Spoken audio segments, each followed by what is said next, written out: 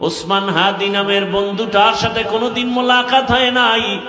ও আল্লাহ, কিন্তু একটা পশু কেউ যদি আক্রমণ করে পশুর উপরে সহ্য করা যায় না, আর সেখানে একটা তাজা প্রাণ চলে যাবে। আয় আল্লাহ, এটা অন্তরকে মানানো যায় না। আয় আল্লাহ তাআলা, আপনার কুদরতের ফয়সালা। আয় আল্লাহ, আজকে শুনলাম তিনি দুনিয়াতে জিন্দা নাই। আয় আল্লাহ, তাকে শাহাদাতের মর্যাদা দান করেন। এরকম আমার কলিজার যত যুবক, তাদের নিরাপত্তার জন্য আপনি কুদরতের দরজা খুলে দেন রে আল্লাহ। আমার যুবকদেরকে দিনের খাদেম বানায় দেন। আয় আল্লাহ, প্রত্যেকটা যুবকের দেশের জন্য আপনি ঢাল বানায় দেন। আয় আল্লাহ, কত যুবকের কথা শুনলে কলিজাটা ঠান্ডা হয়ে যায়।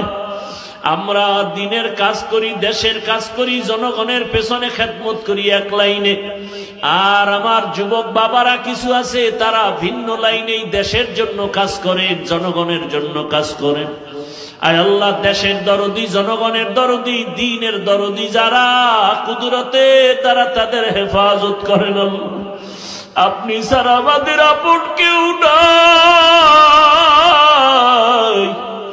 আপনি ছাড়া আমাদের নিরাপত্তা দেওয়ার কেউ নাই। হায় আল্লাহ, ফেরেশতার দ্বারা নিরাপত্তার ব্যবস্থা করে দেন আল্লাহ। আর যেন কানে না শুনি, যুবক নাই, তাজা প্রাণ ঝরে পড়েছে। আমার এই পবিত্র বাংলাদেশ, এত মসজিদ মাদ্রাসা, আলেম ওলামা, এত জিকিরের আওয়াজ, আজানের আওয়াজ, এরপরও কেন এত বড় বড় জুলুম হবে বুঝতে পারি না রে মালিক। ও আল্লাহ, গুনার কারণে বেজার হইন না, হেদায়াতের নূর দিয়া সিনাটা ভরপুর করে দেন, 5 ওয়াক্ত নামাজি বানায়া দেন। আমার কলিজার যুবকদের দেশ ও দিনের খাদেম বানায়া দেন।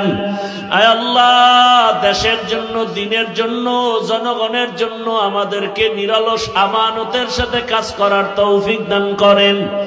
আয় আল্লাহ, সামনে নির্বাচনের এক মহড়া, যার দ্বারা দেশের উপকার হবে, জনগণের উপকার হবে, ইসলামের উপকার হবে, তাকেই বিজয় দান করেন আল্লাহ। আয় আল্লাহ, আমরা কারো পক্ষ বিপক্ষ বুঝি না, আপনার মর্জি মতো থাকতে চাই। আয় আল্লাহ, ইসলামের লাইনে চলতে চাই। যারা বুঝে না